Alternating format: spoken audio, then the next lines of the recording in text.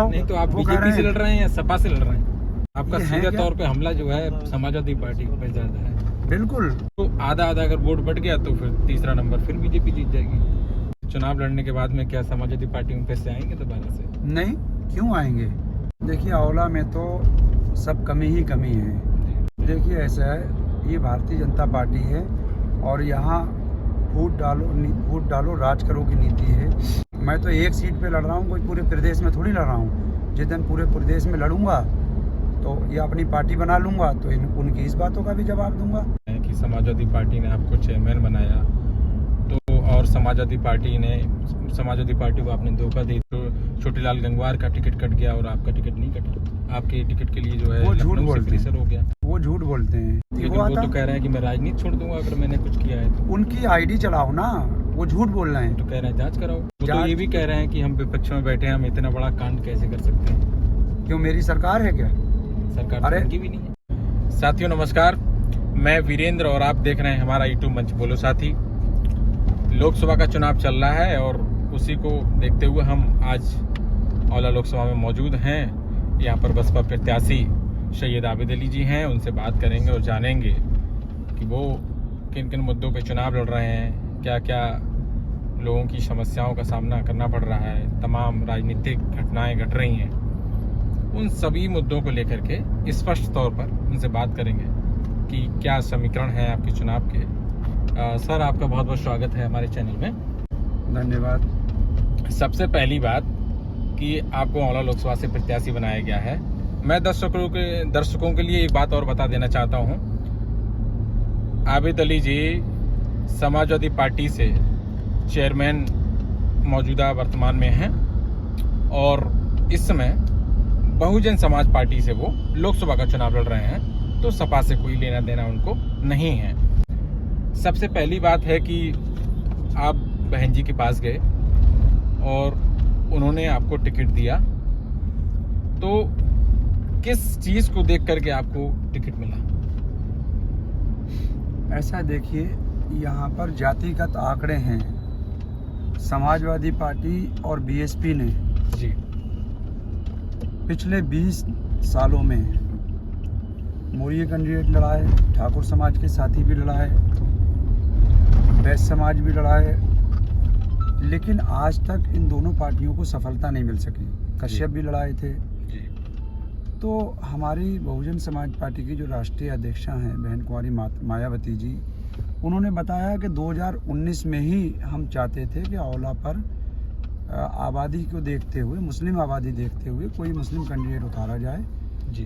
तो लेकिन क्योंकि जो हमारे गठबंधन के साथी थे वो लोग रुचि वीरा जी को ले आए, उन्होंने जिद करी कि भाई इनको लड़ा दो, तो हमने लड़ा दिया। ठीक है। और उन्होंने कहा कि 2019 की हम अपनी ख्वाहिश पूरी कर रहे हैं कि हमने सब लड़ा के देख लिए जी। यहाँ आंवला लोकसभा में 5.5 लाख मुस्लिम की आबादी है जो 1 नंबर पे आती है जी। 3 लाख दलित साथियों की आबादी है दूसरे नंबर पे आती है जी। बाकी सब तीसरे चौथे नंबर की आबादी है। तो बहन जी ने यही गठजोड़ आंकड़े देखते हुए मुझको बीएसपी का प्रत्याशी बनाया है जी। अगला सवाल है कि जिस तरीके से मुस्लिम समाज पे दुर्व्यवहार या उन पे अत्याचार किया जा रहा है, जुल्म किया जा रहा है, आप लगातार देख रहे हैं मुख्तार अंसारी जैसे लोगों को उनके घर के द्वारा जो आरोप लगाए जाते हैं कि जहर दे के मार दिया गया, तो एक मुस्लिम जो कम्युनिटी है वो क्या सोच पा रही है? वो क्या आपको वोट देगी? क्यों नहीं देगी भाई? अगर हम मुख्तार अंसारी साहब की बात करें तो हम अतीक अंसारी साहब की भी बात करेंगे। समाजवादी पार्टी के जो राष्ट्रीय अध्यक्ष हैं जी, उन्होंने हाउस में खड़े होकर योगी जी को ऐसे ललकारा था जी कि जिसके बाद योगी जी ने कहा था कि मैं मट्टी में मिला दूंगा।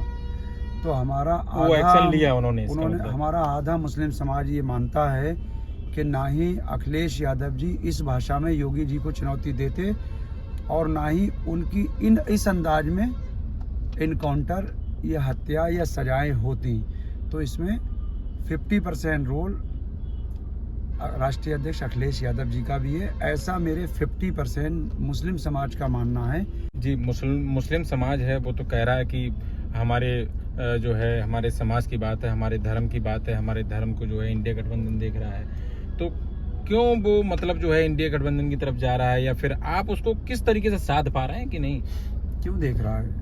मैं भी तो मुस्लिम हूँ। क्योंकि राहुल गांधी लगातार मुसलमानों की बात कर रहे हैं। मैं भी तो मुस्लिम हूँ जी। अखिलेश यादव जी क्यों नहीं कर रहे हैं? और जब उनकी सरकार रही तब क्यों नहीं करी? भाई आज क्यों देख रहा है? मैं भी तो मुस्लिम हूँ, मैं क्यों नहीं देख रहा हूँ समाजवादी में रहते हुए? और अगर मुस्लिम समाज देख रहा है तो मेरी ये पीड़ा है कि समाजवादी पार्टी मुस्लिम समाज को क्यों नहीं देख रही है। जी। 3 राज्यसभा के टिकट दिए, 20% आबादी वाले मुस्लिम समाज का कहीं जिक्र नहीं था उसमें। बरेली जिले की, बरेली मंडल की जी।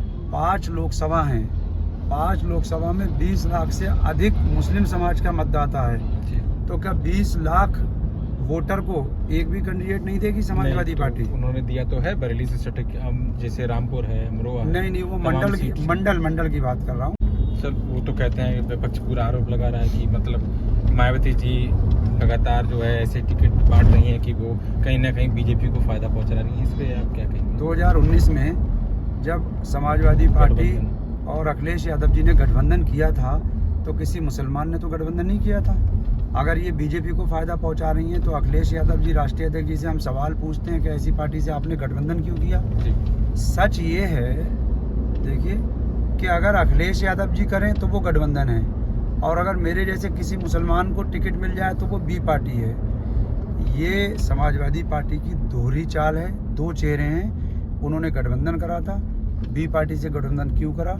अगर वो बी पार्टी है तो समाजवादी पार्टी है, बी पार्टी है। प्रधानमंत्री नरेंद्र मोदी लगातार मुसलमानों पे हमला कर रहे हैं। कल परसों का जो भाषण था, उन्होंने घुसपैठिया का तमाम की ज़्यादा बच्चा पैदा करने वाले हैं मनमोहन सरकार पे उन्होंने आरोप लगाया। तो प्रधानमंत्री नरेंद्र मोदी के जो अल्फाज हैं, जो शब्द हैं मुसलमानों के प्रति, मतलब कहा जाए तो वो मुसलमानों को इस राष्ट्र का मानते हैं या नहीं मानते हैं? तो मतलब प्रधानमंत्री तो सभी का होता है। प्रधानमंत्री कोई एक समुदाय का नहीं होता, एक जाति का नहीं होता, एक धर्म का नहीं होता, वो सभी का होता है। लेकिन एक प्रधानमंत्री की मुसलमानों के प्रति ऐसी भाषा, ये, और जो है मुसलमानों से वो वोट भी लेना चाहते हैं और मुसलमानों के प्रति वो ऐसी सोच भी रखते हैं, तो इसके पीछे क्या है? इस पर आप क्या सोचते हैं? देखिए ऐसा है, ये भारतीय जनता पार्टी है और यहाँ वोट डालो राज करो की नीति है। ये जितना मुसलमान चीखते हैं उतना इनका वोट इकट्ठा होता है। जी। दूसरा चीज ये है, इन सब बातों पे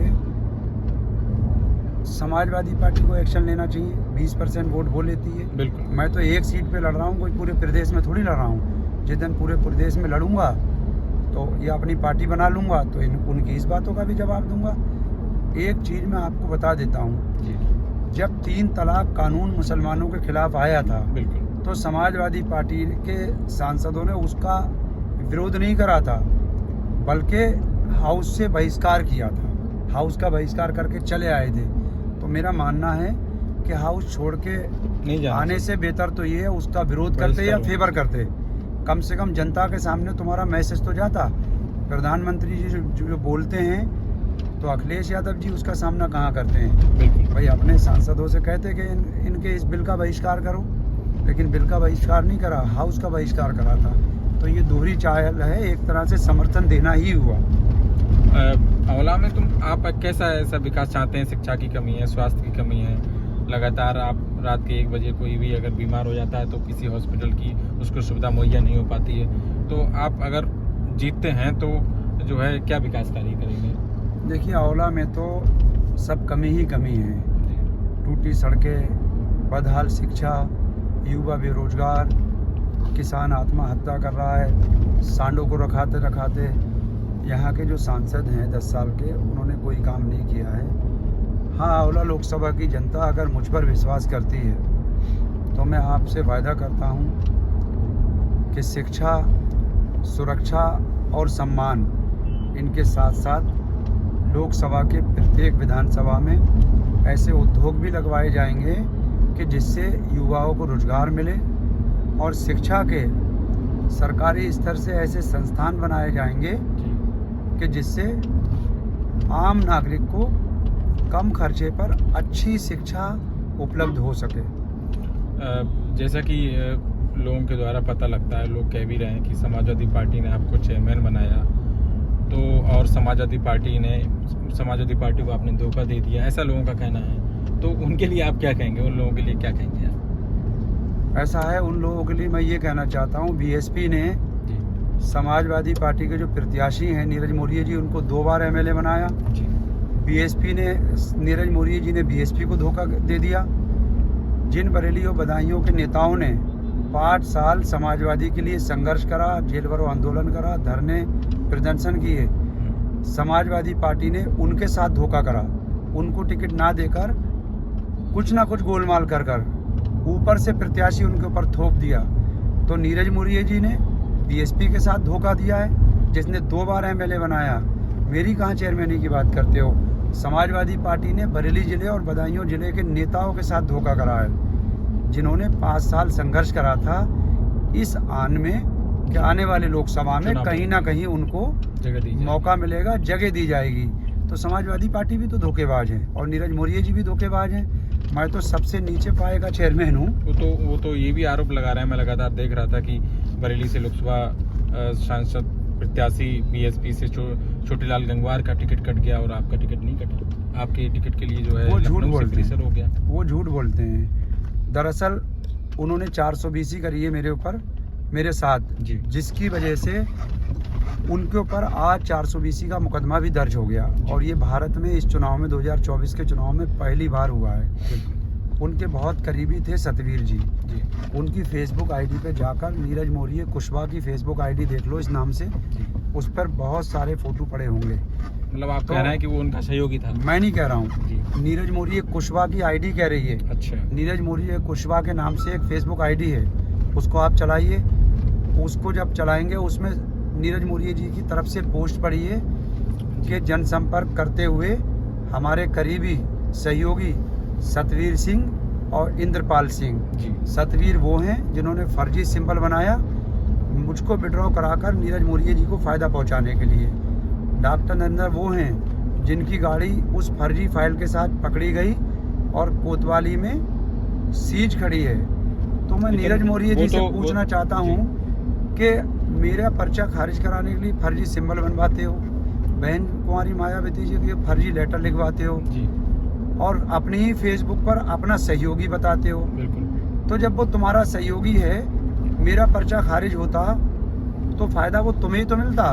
तो तुमने इतनी बड़ी 420 क्यों करी? सीधा जनता के बीच चुनाव लड़ते, रिजल्ट जनता जो तय करती वो आता। वो तो कह रहे हैं कि मैं राजनीति छोड़ दूंगा अगर मैंने कुछ किया है तो। उनकी आईडी चलाओ ना, वो झूठ बोल रहे हैं। तो कह रहे हैं जांच कराओ, उनकी आईडी खोल लीजिए ना आप, जांच हो गई ना। नीरज मौर्य कुशवाहा नाम से नहीं, लेटर की जान जो लेटर उन्होंने पहले आप बताइए, पहले बताइए नीरज मौर्य कुशवाहा नाम से फेसबुक आईडी चलाइए। जो लोग मुझको देख रहे हैं सब, बिल्कुल उसमें आप देखिए जिसने फर्जी सिंबल दाखिल किया है जी, वो उनके साथ खड़ा है, हर प्रोग्राम में खाना भी खा रहा है, पूजा में बैठा है, वोट भी मांग रहा है, सतवीर सिंह।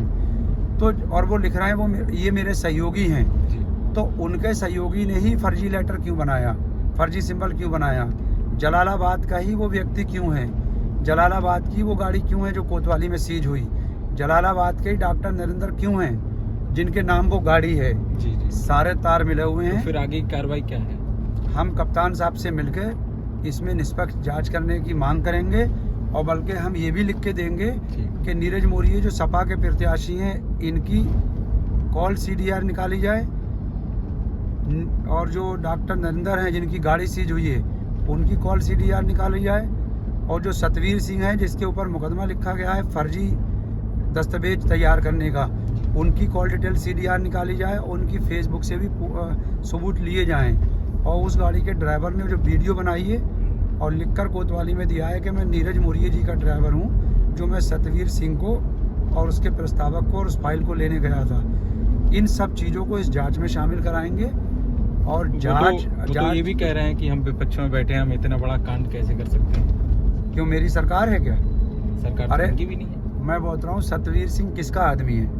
उन्होंने कहा तो है, अखबार में स्टेटमेंट दिया है, तो आज भी उन्होंने कहा ये मेरे आदमी है। हाँ, अपनी फेसबुक पे लिखा मेरे आदमी है। तो तुम्हारा आदमी फोर्जरी कर रहा है, फर्जी लेटर फर्जी सिंबल तैयार कर रहा है और तुम फेसबुक पे डाल रहे हो, स्वीकार कर रहे हो। गाड़ी तुम्हारे चुनाव में चल रही है, तुम्हारा आदमी उसको भेज रहा है, ड्राइवर तुम्हारा, सारी चीज़ें जांच का विषय तो है, इसीलिए तो इनका पे मुकदमा लिखा गया है। अगर कहीं तार नहीं जुड़ते तो नीरज मौर्य जी पे प्रशासन इतनी आसानी से मुकदमा नहीं लिखता। सारे के सारे तार जुड़े हुए हैं। नीरज मौर्य जी ने 420 की है, फ्रॉड किया है अपने साथियों के साथ मिलके, और इसकी लड़ाई अभी हम आगे भी लड़ेंगे। 2-3 दिन रुको। तो अभी मुस्लिम इसमें और भी कहने का कार्रवाई मतलब होगी। है कि मुस्लिम आपको मिल रहा है? बिल्कुल मिल रहा है, क्यों नहीं मिल रहा है? तो वो ये भी तो नहीं, सोच ये रहा है। वही तो हाथी है जी। जो 2019 में मुस्लिम यादव और एससी ने लड़ाया था। आज क्यों नहीं लड़ाएगा? नहीं, वो ये नहीं सोच रहा कि अब एक सवाल और है कि अगर आप जीत जाते हैं तब आप क्या इंडिया गठबंधन में शामिल होंगे, क्योंकि देश की सरकार बनानी है आपको। ऐसा है, मैं बीजेपी के खिलाफ कहीं भी होऊंगा। इंडिया गठबंधन का मतलब समाजवादी नहीं है। बिल्कुल नहीं। इंडिया गठबंधन मतलब समाजवादी तो विपक्ष इतनी एक- छोटी है। बिल्कुल। इंडिया गठबंधन का मतलब कांग्रेस है। इंडिया गठबंधन का मतलब बिहार है। इंडिया गठबंधन का मतलब पश्चिम बंगाल है, दिल्ली है, पंजाब है। समाजवादी तो राष्ट्रीय लेवल की एक छोटी सी पार्टी है। इंडिया गठबंधन का मतलब बहुत बड़े बड़े दल हैं। मुस्लिम तो सोच रहा है कि अगर मैं इनको वोट दूंगा और आधा वोट अगर गठबंधन उससे नीरज मौर्य जी के लिए देंगे या फिर आबिद जी के लिए वोट देंगे तो आधा अगर वोट बढ़ गया तो फिर तीसरा नंबर फिर बीजेपी जीत जाएगी। पिछली बार जब सैयद आबिद अली नहीं लड़े थे, 20 साल से लड़ा रहे थे, तो आज तक क्यों नहीं जीत पाई? अच्छा, मुस्लिम तो जब इकट्ठा होगा, पहले नीरज मौर्य जी अपना मौर्य इकट्ठा करें। आधा बीजेपी में जा रहा है, आधा समाजवादी में जा रहा है। मौर्य नहीं मिल रहा उनको, आधे से भी कम मिल रहा है नीरज मौर्य जी को। और एक चीज वो और तो कह रहा है बताऊं, हमारे पास जो है ठाकुर समाज भी है। देखिए मेरे औला में वेद प्रकाश यादव हैं। जी। वेद प्रकाश यादव ब्लॉक प्रमुख बीजेपी के हैं, बीजेपी लड़ा रहे हैं, यादव हैं, कुछ ना कुछ तो वोट डलवाएंगे। मेरे एरिए में वो तो बहुत पहले से है ना जुड़े हुए। यादव हैं, हाँ बिल्कुल। तो यादव की बात कर रहा हूँ मैं। सतेंद्र यादव हैं, मीरगंज के ब्लॉक प्रमुख, बीजेपी ज्वाइन करी है 1 महीना पहले। बीजेपी को लड़ा रहे हैं, पेल के धर्मेंद्र कश्यप जी के काफिले में शामिल थे। समाजवादी मुसलमानों की ठेकेदार बन रही है। पहले यादव तो इकट्ठे करे। सीट बचाए हुए हैं ना वो अपनी। मैं आपको बता रहा की हूँ, सीट बचाए हुए जिस हैं। दिन समाजवादी पार्टी संभल की सीट से डॉक्टर एसटी हसन साहब के पोते के सामने जो यादव बीजेपी से चुनाव लड़ रहा है उसको मना लेगी, उसको बिठा लेगी। उस दिन जियाउर रहमान साहब के सामने जो यादव बीजेपी से चुनाव लड़ रहे हैं, समाजवादी पार्टी के राष्ट्रीय अध्यक्ष और नेता पहले उनको मना लें, उनको बैक कर दें। मैं वादा करता हूं सैयद आबिद अली भी बैक हो जाएंगे। देखिए समाजवादी पार्टी और अखिलेश यादव जी से अपने यादव तो समझ नहीं रहे। खाली मुसलमानों को मुसलमान लोकतंत्र बचाओ, मुसलमानों संविधान बचाओ। 2019 के चुनाव में जी। जब अखिलेश यादव जी कह रहे थे कि लोकतंत्र को बचाने का आखिरी चुनाव है, संविधान को बचाने का आखिरी चुनाव है, ये भी आखिरी चुनाव बोल रहे हैं। तो स्वर्गीय नेताजी पार्लियामेंट में खड़े होकर कह रहे थे कि हमारा आशीर्वाद है कि दोबारा देश के प्रधानमंत्री बनकर नरेंद्र मोदी आए। अब आप बताओ कि बेटा कह रहा है संविधान बचाओ और पिताजी आशीर्वाद दे रहे हैं कि दोबारा प्रधानमंत्री बन के आओ। तो इन लोगों की करनी कतनी तो देख लो पहले। आपका ये है सीधे क्या? तौर पे हमला जो है समाजवादी पार्टी पे ज्यादा है। बिल्कुल, उसकी करनी कतनी में फर्क है। मैं कह तो रहा हूँ, वो कह रहे हैं संविधान बचाओ। नहीं तो आप वो कह बीजेपी से लड़ रहे हैं या सपा से लड़ रहे हैं?